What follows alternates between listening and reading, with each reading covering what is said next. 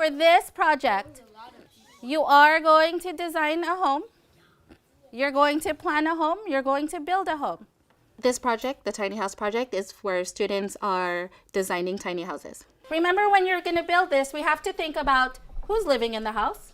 There was a boom in tiny homes, just the idea of living in one, just because in the city the population is growing and there's more people, less room, and maybe a tiny house is more cost efficient, more green. Would you like to have your own room?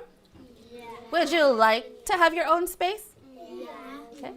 The driving question was, how can we as a design team design a house for clients, taking into consideration budget and location and personal preferences? The entry event was Minecraft. So they used Minecraft to build just a house that they would build for their family. This is inside the house. This is where, like, the sofa, and over here is where I sleep. They're able to use their creativity. They're able to just be free and just to build without anybody giving them parameters. Back to our project and this driving question. What do we need to know to answer this question? Like, say they have family that's gonna come live with them, they have to think about that. Like, have a guest room.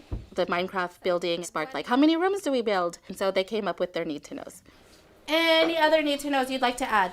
You have to imagine how much it costs. Well, we have to know, like, how many kids there are or how big the family is. And are those questions that you think you should ask the client? And they're like, yeah. And so we come back to the driving question. We came back to the need to knows. And we came back to their entry event just so that they can get some questions that are appropriate for their project to their clients. What is the minimum square footage you want? 400 feet. Do you want a second story? Yes, second story would be good. Okay. Okay, yeah, that'd be cool. I think it's important for them to know that there's a real client because it gives the project more authenticity. Would you like to have a garden outside your house? Yes. When they form a relationship with the client, then they start to care about what the client thinks. This is the final product. This is what the construction documents look like. But not too different from that concept drawing, right? We have the bedrooms up here, master bedroom in the corner. So I asked an expert to come and present to the students, and he was actually a structural engineer. You're going to see elevations. Just kind of look at what kind of information's on there. How do you tell a wall is a wall? You can see you put two lines parallel to one another. And we talked about making blueprints and what does that look like, or having a layout. Oh, look, it even has plants right here. I want these. These are called elevations. I think they were really excited about seeing the blueprints because it was just real things that they can hold, they can touch, and they can see, and they know that engineers touched it and engineers made this, and this is what we're going to do. All right, we're gonna move into our next rotation. On this side, we have front row and RAS kids for listening to reading and answering comprehension questions. So as we plan the project, we think about the standards that we're going to be using. In this project, we're using opinion writing or reading of informational text, and we integrate that into like a daily rotation in English language arts. So this is an article from NASA, and it's called Tiny House Fun. If you have something you want to highlight, like you want to get back to, or a word that you really don't understand and you want to learn more about that, you can highlight some words. So on that day, I had a group and we were looking at informational reading.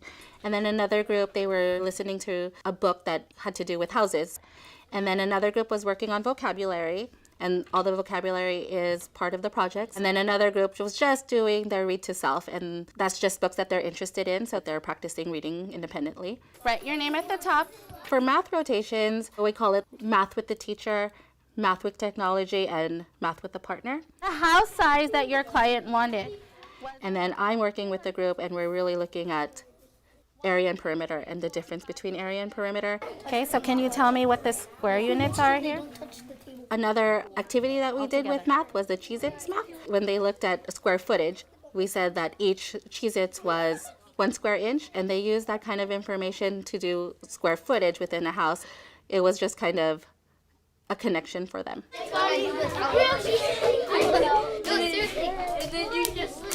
To help them refine their designs of their homes, students went through a feedback protocol.